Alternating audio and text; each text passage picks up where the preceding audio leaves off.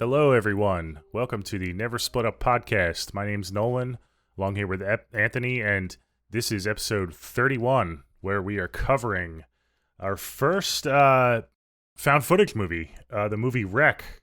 It was a Spanish movie from Spain and made its way over here. It was released in 2007, so we're going to do a review on that. How you doing today, Anthony? I'm doing good. We're in the heat of summer over here. It's been very hot, so it's good to take Yeah. a break and talk about a movie. Yeah, for sure. We're over here on the East Coast, and we're just getting hit with this heat wave the last, week and a half, 2 weeks. It's been brutal. Yeah, it's been over 2 weeks, yeah. I can't wait for Halloween. I'm just over summer already. I can't wait for the fall. I know. Just looking Bring me forward September. At least September. I'm ready for September right now. ready for September. We have a lot of movies to cover this Halloween season that we're excited for. So stick around for that and look out for that. But we're in the dog days of summer now. We're covering Rec, which was my pick last week. I wanted to cover this. It spawned a few sequels. I think there's Rec 2, 3, and 4. And most familiar to American audiences, it spawned the movie Quarantine, which is pretty much a direct, almost, I say shot for shot, but there are some different shots in Quarantine, but pretty much a direct shot for shot remake that was Americanized, and most audiences in America are familiar with Quarantine, but Rec in its own right, and you could talk about this real quick, Anthony, when you go over the cast and crew, especially in horror circles, is regarded pretty highly. I actually didn't realize before I started doing research for this episode, just, doing quick Google searches and stuff, how good of a score it has, and how many people really love this movie, especially in the found footage subgenre.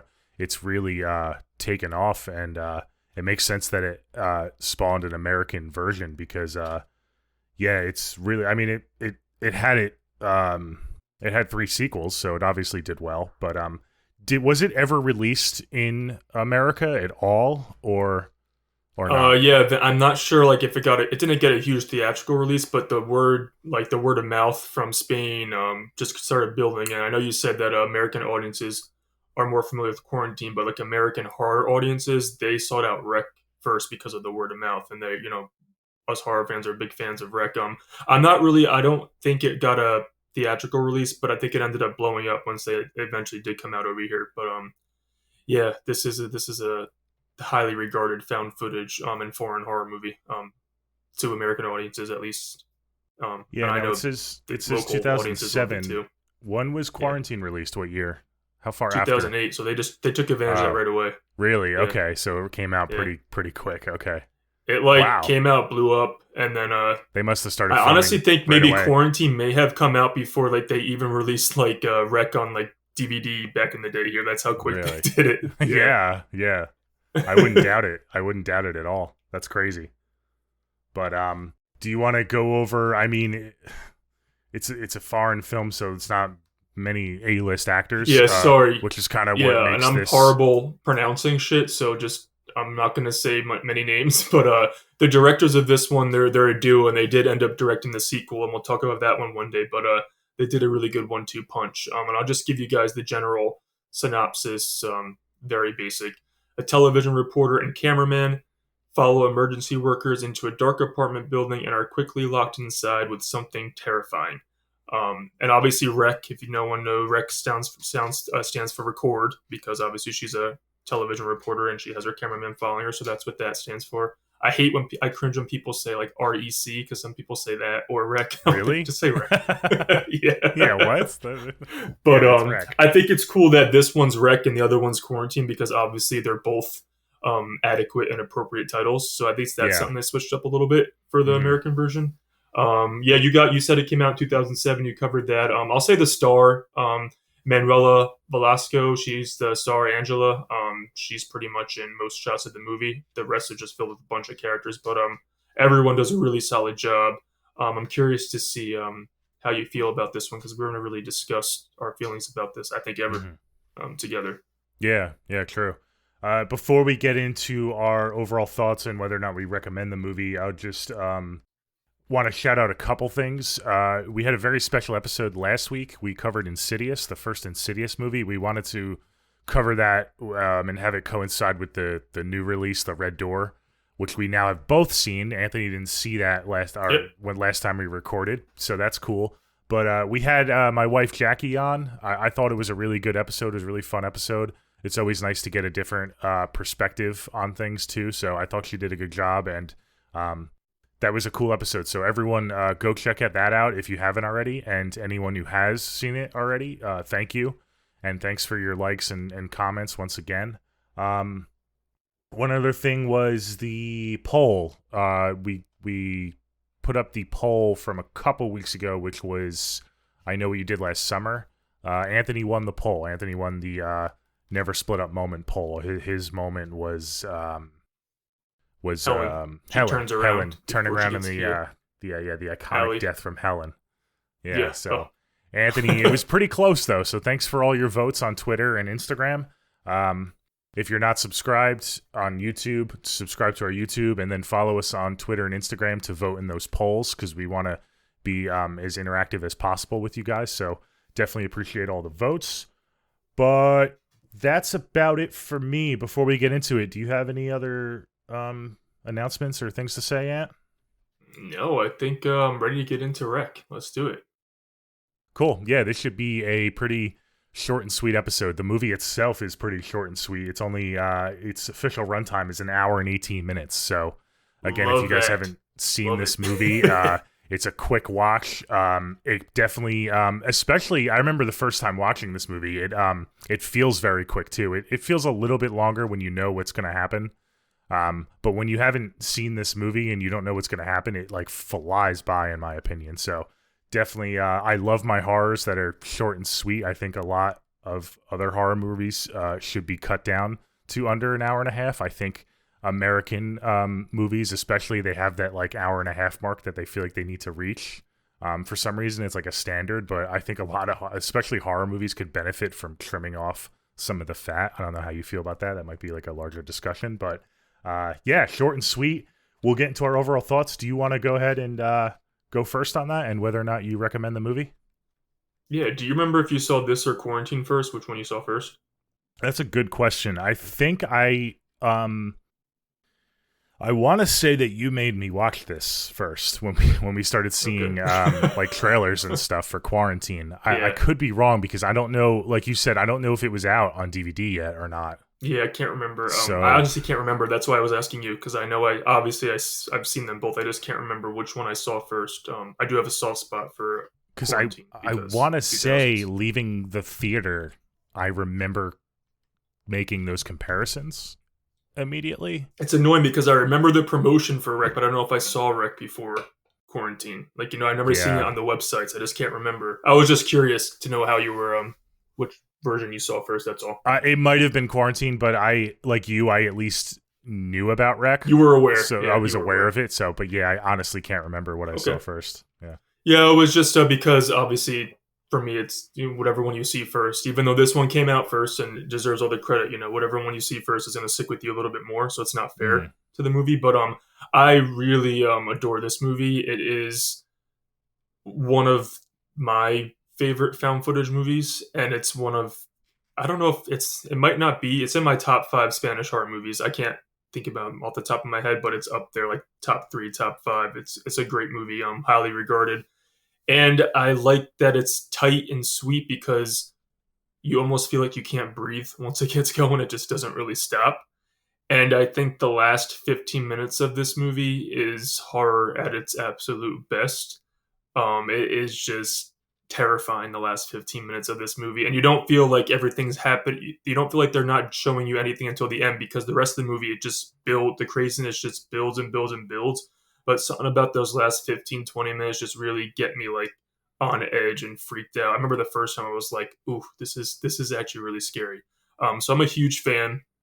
I'm someone who likes foreign movies. I don't mind subtitles. So again, if you guys recommend it, I recommend it. But if you're one of those annoying Americans who can't watch subtitles, obviously just check out Quarantine. But I think this is, I mean, we're gonna compare it a little bit. We talked about it before. I would say if you want a movie, if you want the version that's more kind of like realistic and you think you're actually watching it happen in real time, I would go with Rec. But if you want the movie with more production value and a higher budget and some cooler gore effects, and it just feels a little more Hollywood, go with Quarantine. So that's my little comparison and differences for the two. But this one feels real, like I'm watching them actually go to this apartment building. So I really, really enjoy this movie. I love it. Oh, cool. So it is a recommend from you. If you enjoy foreign, you're saying, and I was a little confused at the beginning. So you saw Rec first? Is that what you were saying? I don't know. I don't know what I saw first. I was trying to remember. I don't know what I saw first. I was aware of Rec when I saw Quarantine. Like kind of like you, I know I was aware of Rec. I just can't remember if I actually saw Rec before Quarantine. I'm pretty sure I may have seen Quarantine though, because that has some special place in my heart. So I think it might be Quarantine. Yeah. Yeah. Okay. Cool. Awesome. I'll get into mine. It's funny that you said the comment about if you want to watch a more realistic found footage to watch Rec. I said the exact same thing to Jackie when we watched it together today. It feels a lot more realistic and more authentic. I think part of that is you have no known actors, like, Quarantine has Jennifer Carpenter, and it has some people that you would recognize. It has this one guy who's from Grey's Anatomy that Jackie pointed out in Quarantine. So there's some familiar faces in that movie. Also, just a credit to, even though I'm saying the cast isn't recognizable, they still have to put in a good performance. The cast of Rec, man, all the what's the word? The supporting cast was awesome. They all felt like, and I think Jackie actually said this, so credit to her. People. They all felt like real people living in this apartment. They didn't feel like actors at all. So credit to the cast and crew for really providing that authenticity. It felt like you were watching a found footage movie, and that's how found footage should be. So but I said the exact same thing. I said if you want to get more better directing and better Hollywood effects and stuff, Quarantine is definitely more your vibe. It's a little bit more well produced, but this one, Rec, just feels more gritty and down to earth and not realistic, but kind of realistic. You kind of feel like you're watching it happen. Shit, this is happening. Mm-hmm. I mean, everything is pretty much in real time, I would say. They do some cuts because they cut the camera to save the roll or whatever, but you kind of feel like you're going on this ride with them. But they do that less in this movie than Quarantine. They do that less in this movie than in Quarantine. The cuts. Yeah, they do for sure. Because in Quarantine, you get that sense that they were there all fucking night until sunset. So yeah, it was pretty bad. But I kind of agree with you. If you're not an uber fan of found footage and you want to just check this out and you're not a huge fan of subtitles, just watch Quarantine. They're close enough in the movie itself to where you're not going to miss a whole lot. But I love that we have both of them to compare them. Me too. And you said that we talked about it before we started recording. I definitely want to highlight some of the differences because there are things that Rec does better that I like, and there are things that Quarantine does better. And vice versa, things that they don't do as well. So I might highlight that in this episode without spoiling too much of Quarantine. But it's a recommend for me as well. Again, just, as long as you're going into a foreign movie and, you're going to have to watch, so there's no dubbing or anything. It's all subtitled. So. No dubbing. Yeah. I don't. And guys, there's nothing wrong with there's not, because it's so, I don't think they're, I would never seek it out, but there's nothing wrong with a foreign movie, guys. You can honestly, after 5 minutes, the subtitles are just part of the movie. For me, I don't even realize it, but it's just something. I like what you said. It is just something about this specific one that just feels like you're in that apartment and it's just really happening. So that's what gives it a bonus point for me. But I would actually recommend watching both. Maybe not back to back because they are so similar, but depending on your vibe, they're both worth watching, even if you've already seen the other one. That's what I think, yeah. Okay, cool. All right, so it's a recommend from both of us. I guess we'll just dive right in. We don't have to go scene by scene because overall, I just want to get it because if you haven't seen this movie, there's specific scenes that you really need to they're creepy. I don't want to spoil it. Yeah, so this is spoilers ahead, guys. But you just said that you like how you feel like you're in the apartment building. So one of the awesome shots that I love is when they first enter the apartment building. Seeing it for the first time, obviously it's a different experience because you don't know what's happening, but seeing it again as soon as they cross that threshold in the apartment to get into the apartment, you're like, all right, here we go. Like, this is gonna be like a fun house of terror. Like, this is like we're in like it almost feels like, I told Jackie, it almost feels like an escape room, this movie. How they're just trying to like unlock doors and like go to different floors. And, yeah, exactly. Yeah. It's like an actual escape room. Yeah. I love that. But I guess we'll start stepping foot in that place. What did you think of like the whole beginning act with like at the firefighting scene and stuff, like the exposition and stuff, kind of getting to know the characters? I thought it was necessary because we don't really have any character development other than that. So I mean, our lead, we have to get introduced to her and her cameraman. What she's doing for a job. She's visiting the local fire station, whatever. I think it was nice, short, and sweet. It doesn't feel too long and it doesn't feel too short. It pretty much introduces what they're doing for the night, and then we pretty much find out she's like, oh, when you get a call, can we go? Obviously, the audiences know you're going to be getting a call and you're going to be going somewhere. So I think it's short and sweet, but I think it was kind of necessary rather than just jumping right into the apartment. That would have felt a little bit too quick. I don't know how you'd feel about that. Yeah, short and sweet is definitely the words I would use. I love how they used the outtakes to kind of introduce you to Angela, the character, because she's on camera and she's like kind of like a reporter for this show, doing this show. So she's like putting on a personality, but then you see her real personality when she's doing the outtakes. And she's like, fuck, let's do that again. And oh, fuck, I said it wrong. So it kind of attaches you to the character a little bit more. I thought that was a pretty cool technique to do. But yeah, it's short and sweet. They really don't give you much. It's really just to kind of introduce you to Angela and her cameraman. I mean, even the firefighters, you meet them like in real quick, but like they're pretty forgettable. Yeah, I mean, they're pretty forgettable. It would have been nice to, I guess, maybe have a little bit more attachment to at least a couple of those guys, because you really don't get that at all, like, once you're in the building. But I thought it was good. I thought it was fine. Yeah. Yeah, the only character I really needed to connect with was our lead. The other, I just knew the rest. Like, I have it from like just going to be madness, and like, there's no time to connect with anybody really. It's just shit happening for the rest of the movie. So I appreciate the opening because, again, you said it. It's a short movie, so it's very slick and to the point. There's no room for any hanging around something for too long. So I like that. Yeah. And then once we get into the apartment building, so they get a call to go to the apartment building because they get a call. It kind of right away, it's fucking chaos. You have like almost all the residents down on the basement floor. They're all yelling and screaming and shouting.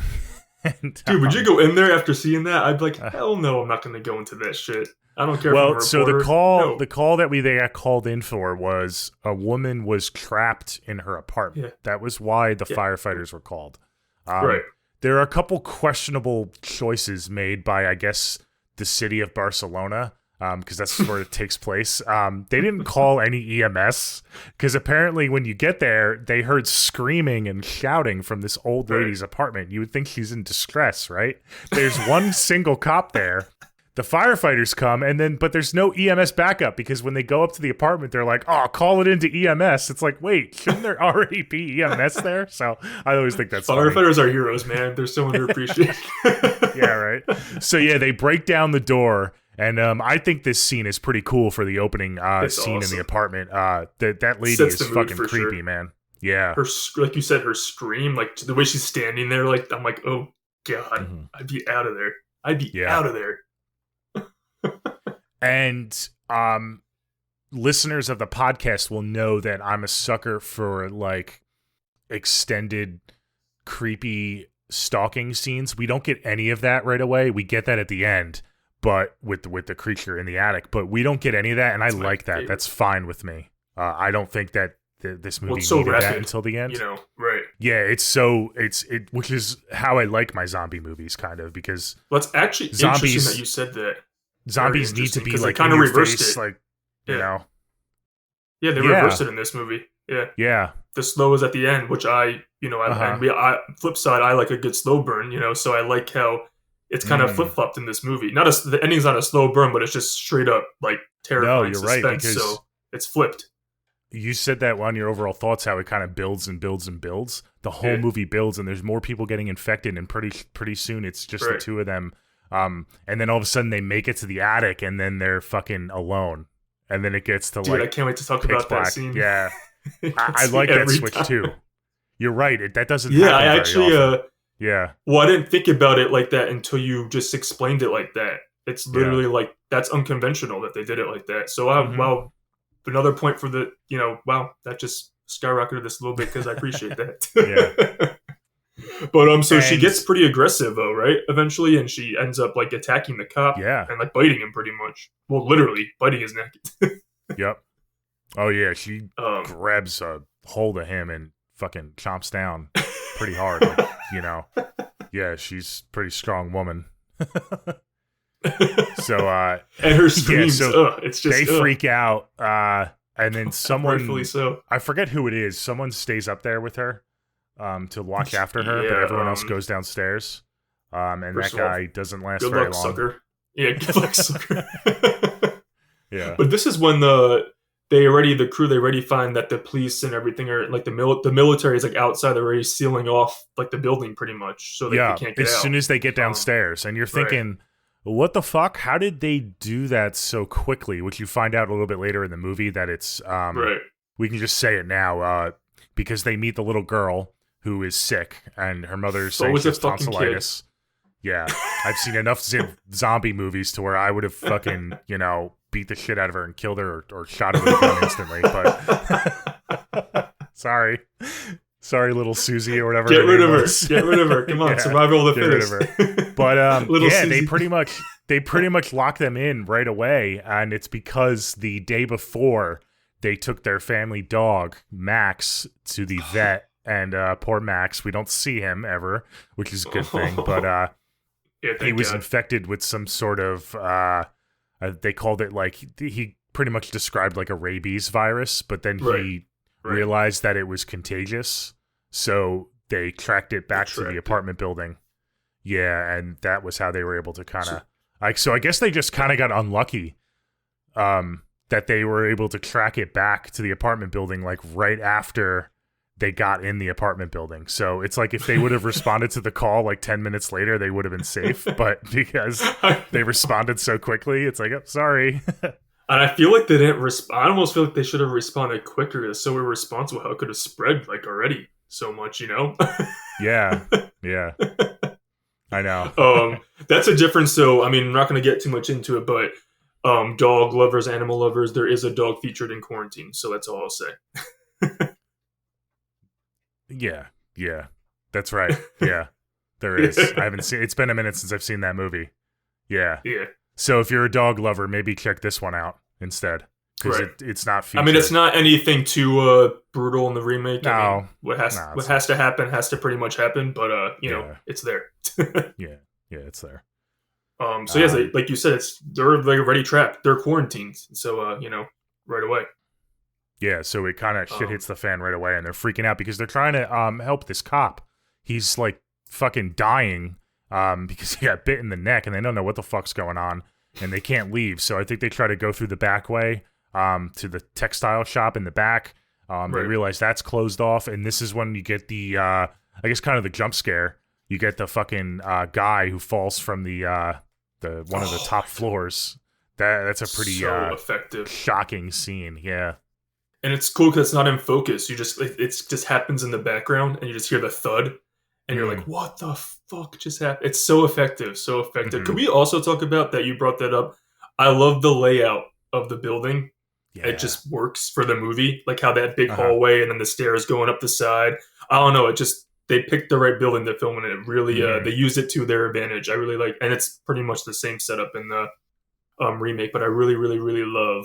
I don't know, just some of the sequences, how it's laid out in that building. Yeah, it's a perfect building. It's very claustrophobic because you have the bottom floor, which is like the meeting area, but then the way that the stairs are along the side, and it's a very skinny building. Yes, as soon as you go up the stairs, it kind of like you're like there's nowhere to go. Right, you know, there's only one way to go. Enclosed in, yeah. And every time they're on those stairs, it's like, oh, good luck, man. When you're going up there, good luck.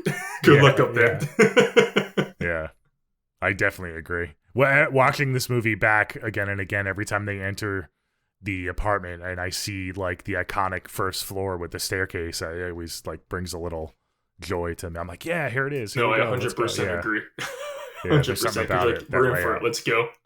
Yeah. Um, Yeah. and that was the guy who was thrown over, the one who was upstairs with the woman. He is the one who was thrown over. Yeah. Now, is that the guy that, is he dead or is he the guy that they Again, put I on the don't know. table? He's injured. He's like pretty like critically injured. They bring him to Because the table, right? They put him He's on not the dead table yet. with the Right. cop. Yeah, which I don't know how Right. the fuck he didn't die, but It's not that. and this is so we get into some of the how do you feel about like the interviews with all the residents? I thought it was kind of cool because they kind of brought out the character, and they're all so different. I love the guy Caesar, the older dude. He was fun, and the bickering old couple. I forget what their names were. Well, it's just interesting because they're names. all worried about different things, even though they're all in the same situation. They're all freaking out about something different, but they're all trapped like in the same spot. So it's just it's actually that's the little bit of I wouldn't even call it character development, but again, I think it's necessary. Like that was necessary, rather than just jumping to the next crazy sequence because it makes you feel their panic, and I like that. Again, I really enjoyed that. The 2 words, short and sweet. You know, it's just a quick little montage of interviews, and then we get right back to the action. So right, I would say short and crazy. Let's use it. Let's use that for this one. Short and crazy. Yeah. But doesn't she pretty much kill the other remaining officer pretty soon after that, and pretty quickly, right? She like gets to kill him soon right after that, right? Who's she?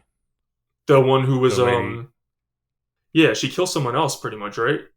I think like pretty soon after that, another cop. Like the remaining officer dies soon, I believe.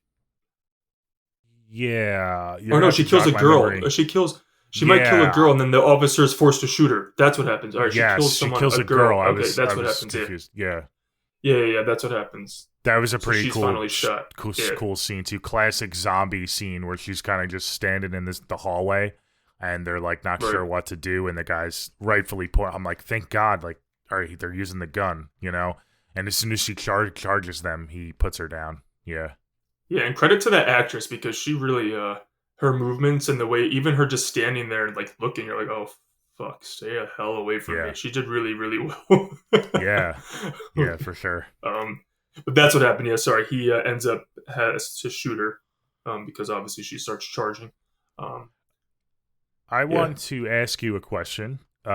Speaking of actresses, the main actress, Manuela Velasco. Yeah, sorry Angela. Guys, we're not good with these. Yeah. I know. I'm not familiar. I'm horrible at it. Spanish names and just with the actress in general, so I apologize. But how did you feel about her portrayal of Angela, particularly in comparison to? I mean, we both I think love Jennifer Carpenter. I want to hear your overall thoughts on how she did and maybe the differences in the characters and what you liked and didn't like. I think that Jennifer's Quarantine is about 10 to 15 minutes longer, so Jennifer had a little bit more to work with, I would say. But there's also a point. I mean, I love Jennifer Carpenter, but in Quarantine where she's like freaking out, I'm just like, shut the fuck up and just like let's just take a step back and deal with this shit. Like I think she goes like 0 to like 850, like in some scenes a little too much. This Jennifer Carpenter does? Yeah. Okay. This girl, and I don't blame her because of the situation, but this girl, I almost feel like she feels like a real person, and I think she does everything for the most part. She portrays it well. She does everything. I think the build up to the end, I think she's excellent in the last 10 minutes. She's so fucking good. But I know I really like her. I think she portrays it well. And she's not trying to, from an acting standpoint, she's not trying to overstep all of her supporters. She feels like part of the group and not wanting to be front and center all the time. She's trying to help them. So I don't think that she tries to overshadow any of the other actors either. I really like her. I think she does a very good job. Okay. It's interesting. I'm glad I got your perspective because I actually feel kind of the opposite. Okay. I understand that what you said about Jennifer Carpenter, how she kind of goes 0 to 100, but I agree with you. It's more of a build up with this actress in Rec. Yeah. But this actress in Rec really annoys me. a lot more. The actress or the character? The character, and Okay, I guess okay, the actress's portrayal of the character. I'm gonna say okay. both, maybe.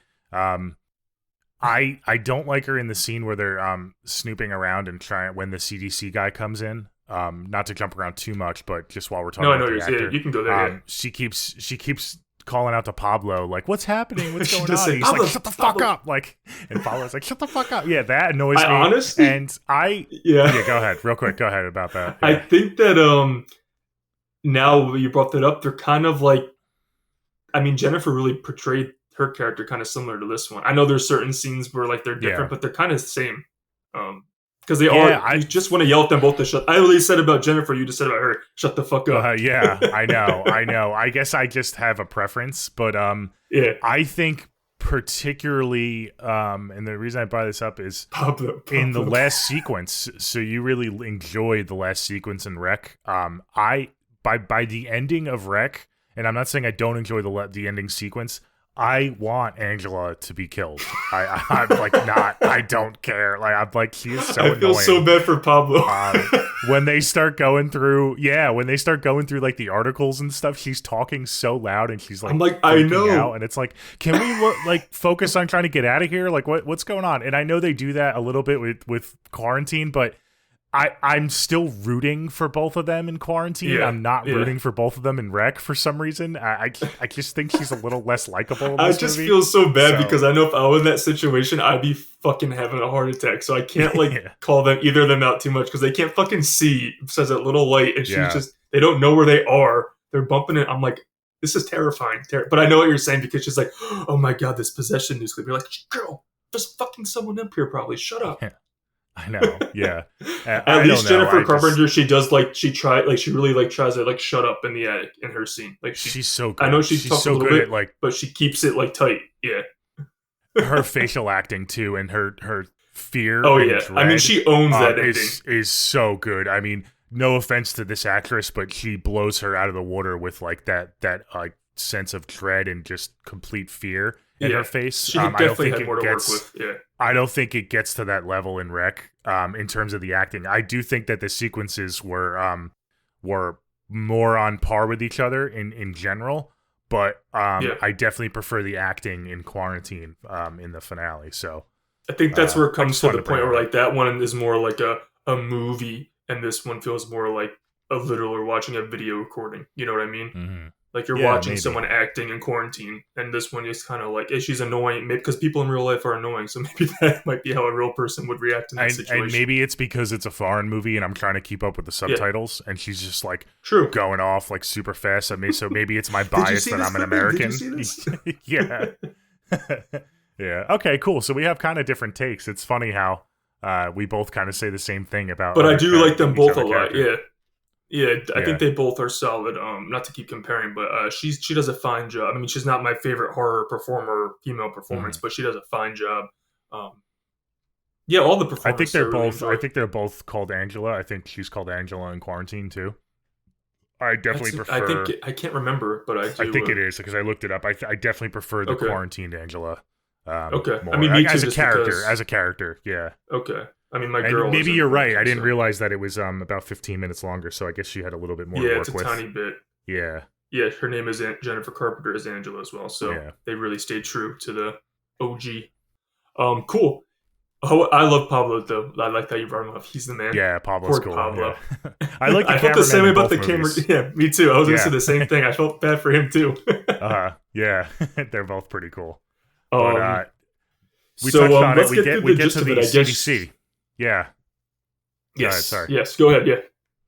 No, I No, go wasn't. ahead. I was already gonna skip to the point where Jennifer interview that's Jennifer. Angela interviews a little girl, Jennifer, and that's when you find out about her mom says that she has tonsillitis, Uh, and that her dog Max is at the vet. So that's when you get like the little hint about, yeah. and then the health inspector, pretty much in the hazmat suit, um, Confirms. Yeah. arrives to help the injured, but they come Yeah. extremely So aggressive let's talk too. about this. This is another Never Split Up moment nominee. Not to not to like spoil what our moment's going to be, but the health inspector man, whatever they call him, the guy in the hazmat suit that comes in, Yeah, he hazmat comes health in, guy. He's got the full Class A suit on.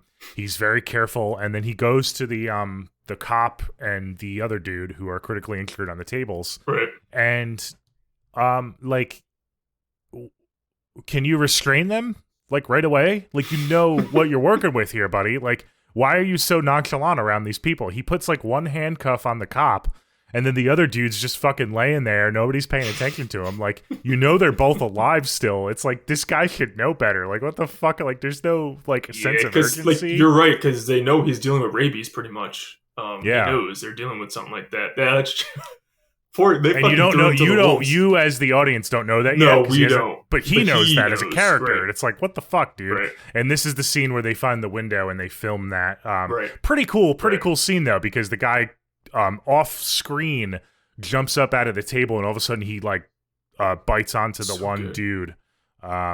I don't remember who he is. If he was a neighbor, resident, was he the doctor guy that was like treating them? I can't remember who gets. Yeah, bit. I think I don't know if it was someone. I think it might have been. There's just sorry, some of the characters blend together for me, but they do. Yeah, I do like that scene, and I like how it's not too over the top, like because we're saying in like the real, not real, a kind of realism for this type of scenario, where it's not over the top anything that's happening.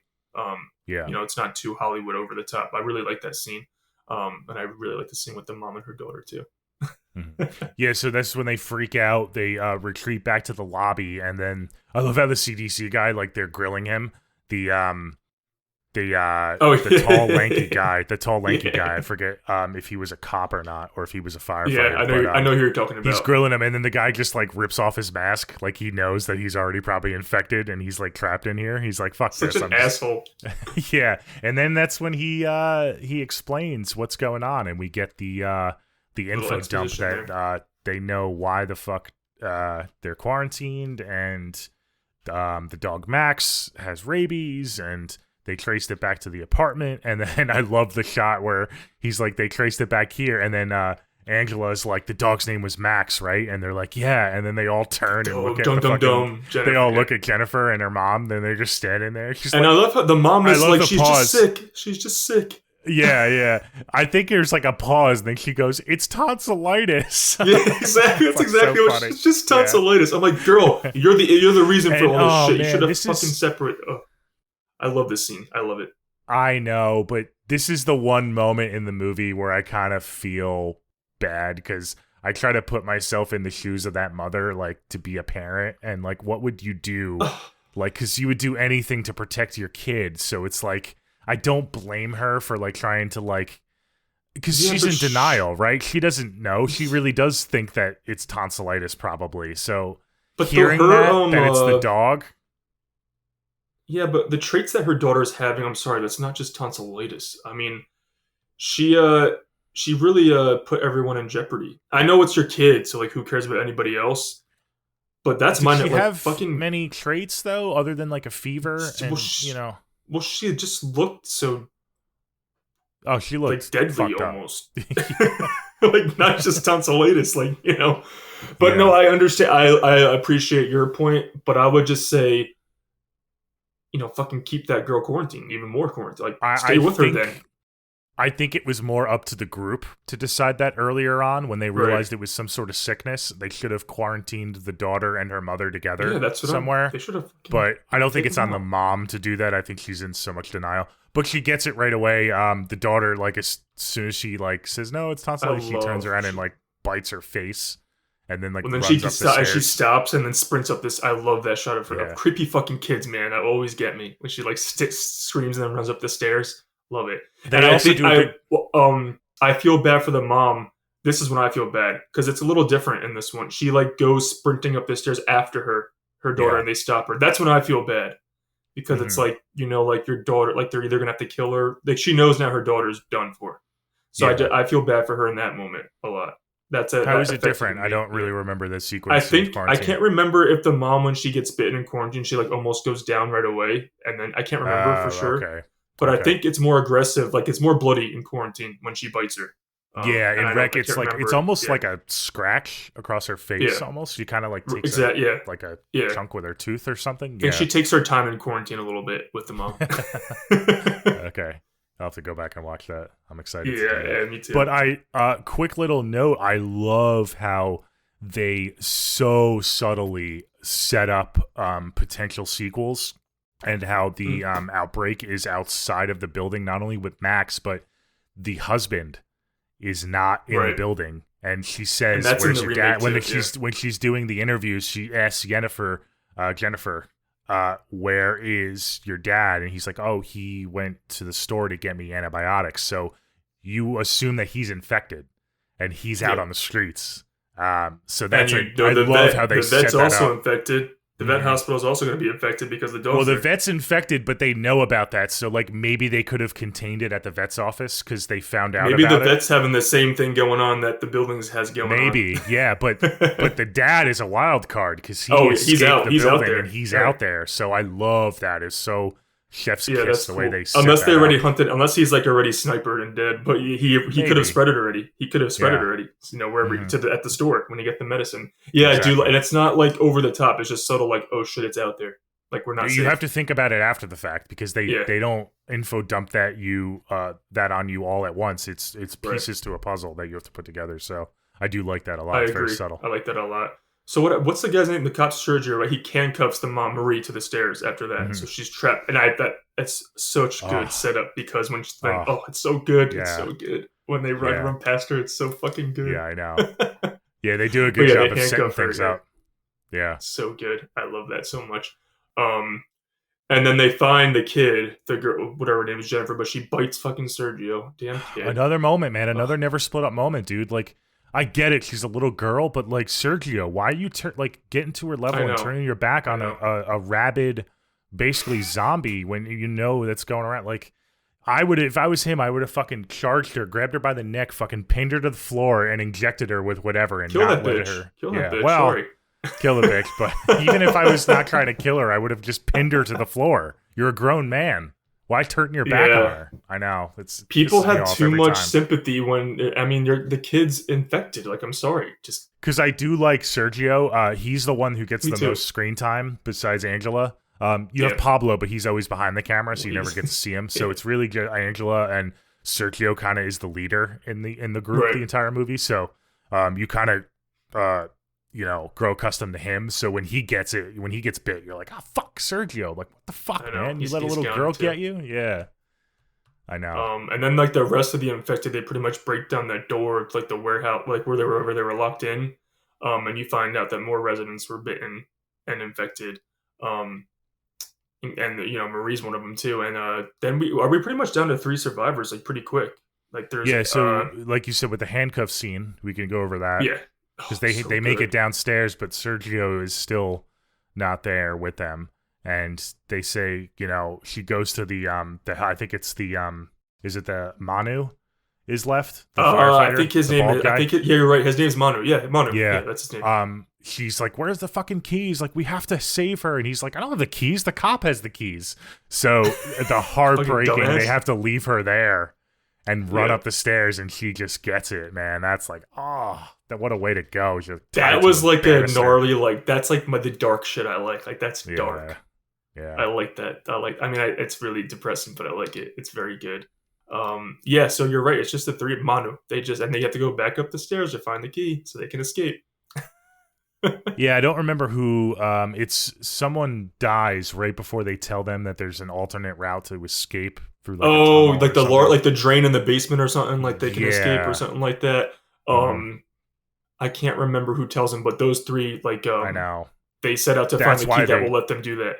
That's why they go find the key. Yeah, but I love how the way to escape is in the basement, but they're forced upwards. It's smart. It's so terrifying. I know. It makes that last sequence even more fucking like a sense of like they're not escaping this at all. No. So it makes it more terrifying. Because they're pretty much running away from where they need to go, if you think about it. It's so fucked up. Yeah. I know. Yeah, so we get that sequence. We get that sequence. So we get them running up the stairs, which is so anxiety-inducing when they're trying to open the door to the attic. They go to so what is this? They go to the like custodian or like one of the manager's apartments because he has the key. That's what I would call it. Yeah. There's like fucking 30 keys on this ring, and you're like, how the fuck are they supposed to you know, get these keys, and they make it. They're forced upwards, which are like, no, you're going the wrong way, but they don't have a choice, and Right. they You were can't able to blame get. them for that. Yeah. Oh no, I mean, what are they gonna do? There was like Right. dozens of zombies between them and the basement, you know. Right. Yeah. So this is where they get to the attic, right? Pretty much. Yeah. Pretty much. But Manu, whatever, he's bitten before they get into like the whatever you call it, penthouse, attic. So he's bitten though before they get there. Um, Yeah. and then that's where they take refuge, pretty much. And then this is where they discover a whole lot of fucking shit they do not want to be part of. Um, so pretty much they find, what is it, like a tape recorder, and explains that the penthouse owner, um, actually this one, is this a little different than Quarantine? He's like an It agent is. of like the Vatican. This is where it's just more possession kind of focused a little bit. Yes. Um, Yes. he was like charged with pretty much isolating an enzyme that he thought it was carried by a young Portuguese girl who was like possessed, right? And they were like, it's demonic possession. Mhm. And then they thought that the enzyme mutated and became contagious. Um, and then the agent sealed the girl to die in the house. So it's a little different than how I don't want to go too far into Quarantine's ending, but it is a little different, like the mythology a tiny bit. I do like it a lot. It really Me too. shows. This movie was made in Spain. You have a lot more, not Religious, I would religious say, maybe. fanatics, but we have you got a lot more Catholics, and it's a very religious country, more so than like Western culture, like in Superstitious, America. maybe, yeah. Yeah. And then in Quarantine, it goes more of the government Scientific, yeah. government secret experiment route, which Right. again, Americans are, with government, are more wary of government. So I We all think have they our really conspiracy theories. they really played into the demographic really Right. well. I think the differences were pretty cool. I personally prefer the American a little bit more because it's more of like a doomsday culty vibe. The guy in the Right. apartment building, he kind of I cults always strike a nerve with me. Actually, I like them both. I like that they're different. I really I do like like that they're different, though. I like Yeah. that we have different endings and different too. explanations as to why it's going on. So I do enjoy them both. And Yeah. this is where we get. This is my favorite sequence of the entire fucking movie because it's so scary, guys. If you want to just see pure horror, and it's not. I'm not talking about like gore or kill. It's just like terrifying. Like you just feel like these people are hopeless. Like just picture yourself being in an pitch black attic because there's no lights besides a tiny camera light. You don't know where you are. You don't know your surroundings. You're hearing you. They end up hearing that someone else is, because this little boy damages Pablo's camera in the attic. Like something pops out and damages his camera. It's a great So jump scare. it's so good. It's The terrifying. build up is so good. Oh, and he has to act. The typical, you activate the night vision, but you see. And this is where I will say Jennifer Carpenter, like you said, her reaction shots are just A++. Mhm. But this girl, you even see her reaction shots, and she doesn't know where to put her hands or where to move because you can't see, but you're hearing shit. And it's just, if that's not pure horror, I don't know what is. So I just think this whole like last 10 minutes is like pretty masterful of both movies. Honestly, it just gets me every time. I just love it so much. Love it. Love They it. Love use it. Love it. me too. They use the camera light very effectively because you see like they go through the apartment well enough to know that it's something sinister is going on. You see like Yes. the sink that has like the needles in it. You obviously hear the tape recordings, but then you see like the table with the straps and stuff. It's a disgusting apartment, so you know something was going on up here, and that just And you see adds to the something dread. emerge. So then when they go night vision mode, I mean that's pretty it's just another iconic. level, man. Pretty iconic sequence, right? In like I modern would say horror. this movie, like Wreck, is it's one of the iconic sequences in horror, especially foreign horror. Just I would say horror in general. I think it might Yeah. be considered one of the best sequences in horror. I'm not even exaggerating. It's just pure adrenaline, terrifying. Yeah, the And 1-2 that punch ghoul. of Wreck and Quarantine, bringing it to different audiences. But we have to give credit to Wreck. Obviously, it was the first Right. one to come up with it. So Yes, kudos to 100%. Wreck. So fucking cool. The woman, super creepy. The girl, pretty The much, she girl, was possessed. Yeah. Seems like she was been in there for a while because she looks pretty raggedy and like deteriorated. I love how she is slowly emerged. The guy, Paul was like, "Oh shit!" behind you.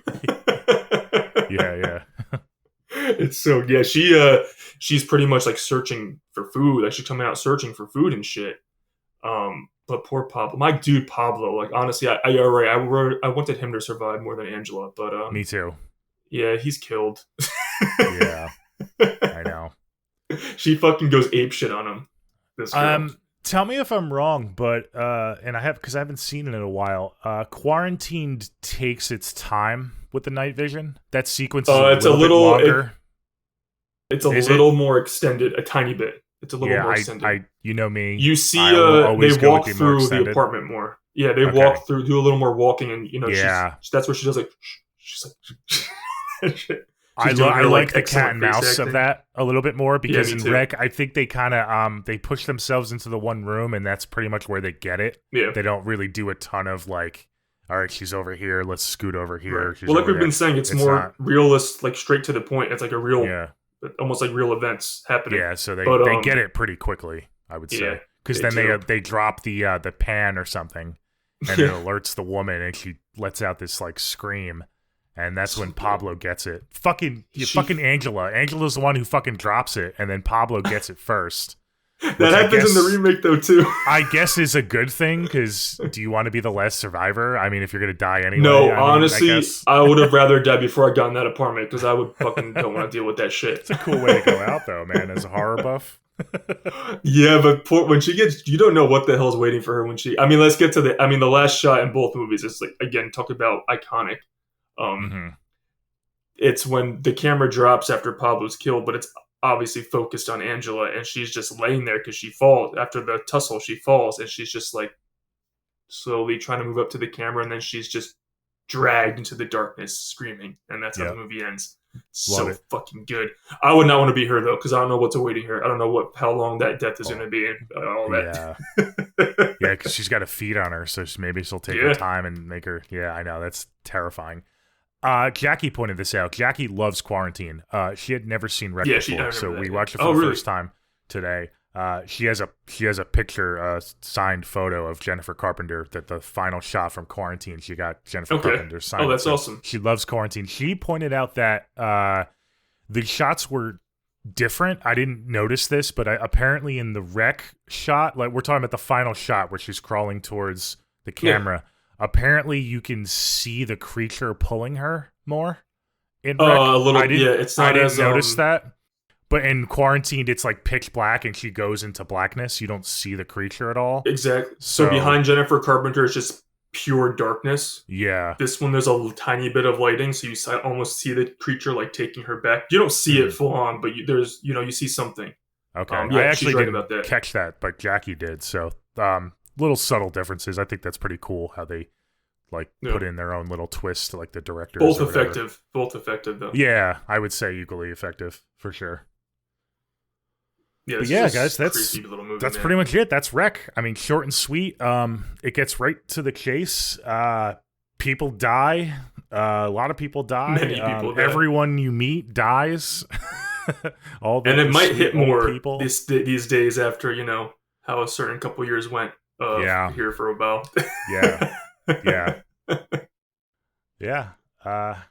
Any final thoughts before we continue with our moments and stuff? I just really think this is an effective movie, and it shows how you can do so much, and sometimes it benefits to get to things. In I like certain horror movies over 90 minutes, but movies like this, where just really relying on real-time adrenaline and tension and fear and paranoia, it really, really benefits for you to just get it done and get to it, because your movie is way more effective. You don't want to overstay your welcome, because you want the audience to be on edge just like the characters. And I think that this movie especially really does that. So I'm 2 thumbs up for this movie for me. One of the better Spanish horror movies. And found footage. It might be one of my favorite found footage. Now, I never really thought about that, but it might be one of my favorite found footage. 1-2 punches of this in Quarantine. Yeah, for sure. I definitely agree everything you just said. I do like some of the sequels too. Quarantine even had a sequel. Yeah. I actually don't mind that one, Terminal, which is okay. It's the Terminal one where they're in the airport. Yeah. Rec 2 is way better than Quarantine 2. they're very different movies. So Yeah. Quarantine 2 takes a different route, but I do agree with you. So Rec 2 is more of the it's the SWAT team, right? They kind of go into the Yeah, same I think building. that I even think I might like Rick 3. I can't remember like 3. I have to, but I do think After I like 2, I 3. have to refresh myself. I just Okay. remember the first two. I have seen them all, but because I Yeah. do like this franchise. But okay, cool. Yeah, we both really enjoyed this movie. If you guys haven't seen it in a while, or if you've stuck around because you have seen Quarantine, and you're curious, I hope this encourages you to watch this because there are differences, and like I said, there are things that Rec does better than Quarantine, and vice versa. So it's cool as a horror buff to kind of pick those out and kind of compare the two. So that was really 100%. fun to do. And yeah, that's about it. Why don't we get into our never split up moments? So you won the poll, so you get to go first. Okay. I mean, this movie's filled. Well, it's almost filled with them, but it's not fair because this is just a very like insane situation. So obviously, people are Yeah, gonna react out of like pure reactions right away. Uh, I'm gonna have to maybe. go. I know. I'm gonna have to go with a kid because it just not the kid, but the whole sequence where it might be. I don't know if I choose the mom or what, but or somebody like you said. Like, why was the kid not separated? Like, Okay. why did Yeah. the health? Why the health? Why did nobody? She was never separated. If and she was sick, just separate her. Mhm. I don't know specific. Maybe I'll go with the hazmat suit guy. Didn't take her away right away because, like you said, he's the one who actually knew. So Yeah. I would have taken her in that room with the other two. Do Yeah. something. So I would say that she's pretty much he knows the history of how the rabies got back to the apartment, and the girl is just okay. I'm gonna stay here and infect everybody if I want. So he probably should have taken her with him. Not saying you have to kill her. I mean, maybe I would have, but at least take her with you and quarantine her Yeah. separately from everyone else. So that's mine. Typical for me because me and kids. But yeah, Cool. It's tough because the reason this movie is so good and effective and terrifying, especially on a rewatch, is everyone gets it, and there really was no yeah, escaping this scenario. So any no, moment we pick is like inconsequential because they were all going to die exactly. anyway. So it's kind of tough, but I'm going to go with my big one. I'm glad you didn't take it from me because I did mention it. I'm going to go with my Yeah, you boy did. Sergio. That's yeah. Yeah. And it relates to the girl too. He's because you do kind of feel for Sergio because he is kind of in charge of this whole crazy fucking situation, and I think he did his best to kind of maintain the chaos as much as he could.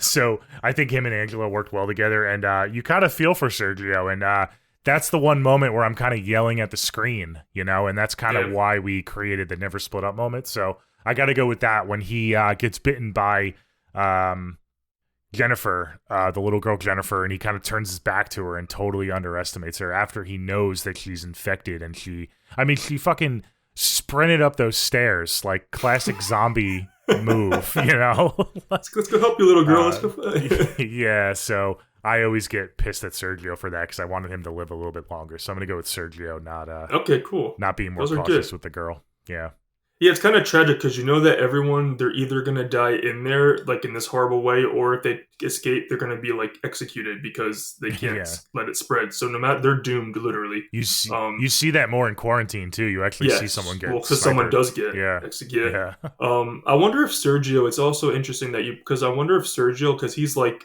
a cop or whatever, so he has to have be putting two and two together. I wonder if he just almost knows that like they're not going to make it out, but he still has to keep some kind of order. That makes it even a little more sad. Make me feel more bad for him. Yeah, Because he like has to maybe he put two and two knows. together at a Yeah, certain point. Like I don't think we're gonna be allowed to get out yeah, of here. yeah. The amount So of that actually makes cops it a little more outside. tragic. Yeah, Yeah. I know. Yeah, But you're that's good. right. That's I like that moment. I 100% agree. Like I don't care if she's a little girl or old woman or what. You don't bend down to someone's level who's going rabid like Yeah, that. awesome. All right, cool. All right, we'll get into our scores now. This is gonna be a tough one for me. They're always tough. Yeah, Um, it's just hard. it's tough. It's hard to balance these things. It is. Because this is such an impactful movie for horror and found footage, and obviously for American audience because we got an American remake. I feel like, I mean, not with us, because we can distinguish and appreciate, but I feel like a lot of people, I feel like found footage gets overlooked, like the artistry of it, and people think it's Oh yeah. just like not as complex as like traditional movies, like Hollywood movies. But I think making a good found footage movie is just as hard, if not harder. I mean, it has unique um, methods to it that make it really hard. So it's really tough to compare this to like more conventional movies. This is our first I would found agree with footage that. movie, so we're kind of setting the tone here with our scores. I would agree But with this, that. it, yeah, you want to comment Yeah, on that? because first of all, most found footage movies are lower budget, and they have because they're found footage, they're already putting themselves into a. I don't. I guess I would say putting themselves into a corner a little bit Hmm. because you have to show the audience a reason for why this camera would be rolling the whole time and why we should be following and not putting the camera down and just doing your own thing. So they're kind of already setting themselves up for critiques because Yeah. kind of has to be real, not realistic, but realistic in a way where we're not like, dude, just put the fucking camera down, like let's go to real movie. Yeah. You know what I mean? Yeah. So I do think it takes a little bit extra skills to pull off an effective one because there are a lot of shitty ones, and this one, it's effective. And I also Mm. want to shout out, we didn't talk about it, Javier Botet. He plays that creepy girl in the attic. He's in a bunch of horror movies. He's the Crooked Man. He's in It. He's like the ghoul thing from It. He's in Mama. He's in a bunch of horror movies. He's an excellent, excellent, excellent, excellent like creature actor. I don't know the way he contorts his body. It's Yeah. so fucking good. I think that this is one of like the earlier ones he was known for. This is like really blew him up. So I just wanted to shout him out. Yeah, and a quick comparison. This was I couldn't think of this in the moment when we touched on the movie, but this is what I was talking about when I was a little disappointed in the Barbarian movie because it's so similar Yes, to the 100% creature agree what you're gonna design say. to Yep. Wreck and stuff. Yeah. So I just wanted to highlight that how it's a nowadays it's a design that we've seen before, but I think in Wreck it was maybe the first time we've seen this particular design. So if people haven't seen this movie and they go and watch it, they're going to be like, "Oh, that's the mother from Barbarian or something." But it's not fair because this is way before Barbarian, so it needs to give its props. And I would say again, I don't. I like. I didn't even think you brought Barbarian, but not even like I wasn't even going the route of like the creature comparison. I was going the route of. I remember saying in that episode when they got into the basement, one of the characters said, "You don't know what else is down there," but we don't really go much further down. We just go to like the next door and we see the one guy. And this movie, every time we go further and further up those stairs, I'm like, oh my god, like what's happening? What's going to be next? This movie does it way more effective than that Yeah. because I was kind of a little bummed out that we didn't go further into what was going on in Barbarian Basement, but this Hmm. movie, you're like, oh fuck, they're going in that attic, and they do. So I think it really has one up on Barbarian in that too, that Yeah, you're aspect. right. Barbarian, I don't know about if it suffers, but it never gets more creepy, at least to me, than when you first see the initial hidden passageway and the stairs going down. Once they get Right. down there, they kind of abandon that sense of like dread and they kind of We both, everything kind of goes quicker. yeah, But yeah, this one keeps building and building and building with Rex, so yes. I definitely We appreciate that both too. said it. Barbarian, the first 45 minutes are the best. Yeah. Quarantine, it builds, and to me, the last 20 minutes are just like on another level. So yeah, I agree. Yeah. All right, cool. Um, Well, you won the poll, so you get to pick as well for who's going to go first at the score. I'm assuming you're going to pick uh, me. I'll go first because Okay, yeah, go ahead. I want to say I kind of want to just I want to see you react. I'm just curious how your score, if it maybe Hmm. would change after mine. I think this is really effective, and I do think that people who are not as into the horror genre maybe or just into like movies in America, they might just be like, oh, I'm just gonna watch Quarantine, and I think that does a disservice because there's no Quarantine without Rec. Hmm. I know horror people like us, everyone in this community, they know Rec, but I really think that this one, really did something for the genre, and it really was creative, and it's really scary and it's really realistic, and I'm happy that it exists alongside with Quarantine, and I'm happy that for some reason they really because America must have known that this was going to hit quick because like you said, less than a year later we had Quarantine. That's insane. Um, I'm gonna say I'm gonna give it an 8.3. It's a really solid, really, really, really awesome ride. It's insane. So I'm gonna say 8.3. The only reason why it's not like over 8.5 is because I probably don't watch it as much as I should. That's not fault to the movie, but I don't go back and rewatch it as often as I normally should. That might be the same at Quarantine too. I do watch Quarantine a little bit more though, but I should rewatch them both more. But that's no fault to the movie. It's just for me, I don't get pulled back, every year like I do with so many other movies. But yeah, 8.3, really, really, really good movie, really awesome. Oh, cool. Solid score. Yeah. Just piggybacking off you, it's funny. We always bring up the term popcorn horror. Like when we talk about like Conjuring and Insidious, we just covered a popcorn horror franchise, Insidious. I would say this is the opposite of popcorn horror. This is like when you're watching it for the first time, you're like clutching your popcorn and you're not even eating it because you're like, or you're so sweating. Anxiety. You're just like sweating. You're sweating. What's going on? Yeah. So yeah, I really enjoy this too.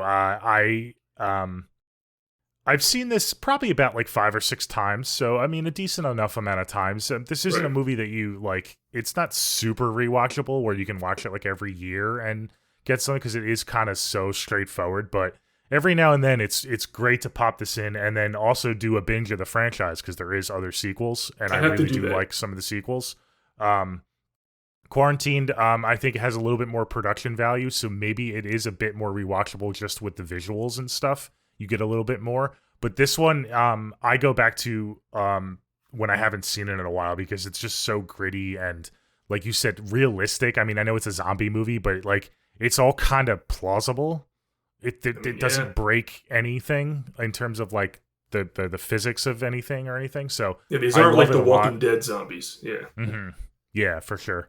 I'm glad you gave it an 8.3 because I've had this score in my mind since the beginning. I'm gonna give this 8.0. Oh, perfect. We're really close. A flat 8. Yeah, so we pretty much feel pretty close about this movie. Yeah, I had an 8. So I'm glad you went first because I wanted to see how close yours was to mine. So yeah, I couldn't go below an 8.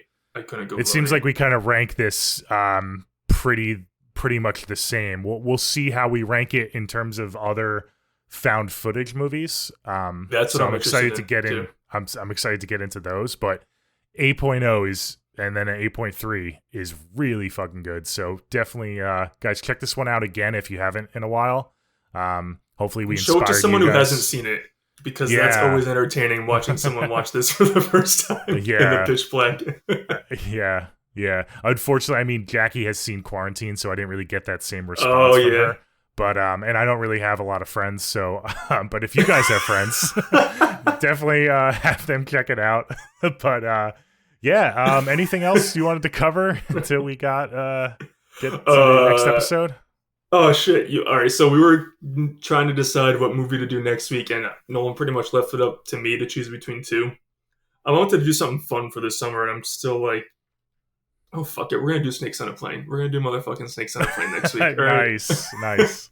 Awesome. Let's have some fun. Let's have some stupid fun. Cool. Yeah. Snakes on a Plane, 2006. So let's do it. Cool. Motherfucking snakes on this motherfucking plane. Can't wait. Samuel L. Jackson. All right, let's do it. Snakes on a Plane next week, guys. Until next time, this is the Never Split Up podcast. Follow us on Instagram and Twitter at neversplituppod. And please subscribe to our YouTube. We haven't, we kind of hit a lull in our subscriber base. We appreciate you guys listening and watching, but please, if you could help us out with those subscribe numbers, and also just follow us on Spotify and YouTube. Leave us a review if you like what you hear. Give us a critique if you don't. We're learning. We're still new to this. We're 31 episodes in, but we're kind of just winging it. And we also got a decent suggestion from one of our listeners. I want to shout out real quick on YouTube. He suggested that we do a commentary episode. So we're actually that's a good idea. Thank you for that suggestion. We're gonna definitely look into that and see what we can do with that. We'll try to set up some sort of commentary for a movie. So look for that down the road as well. But until next time, I'm Nolan. That's Anthony. This is the Never Split Up podcast, and we'll see you guys later. Bye.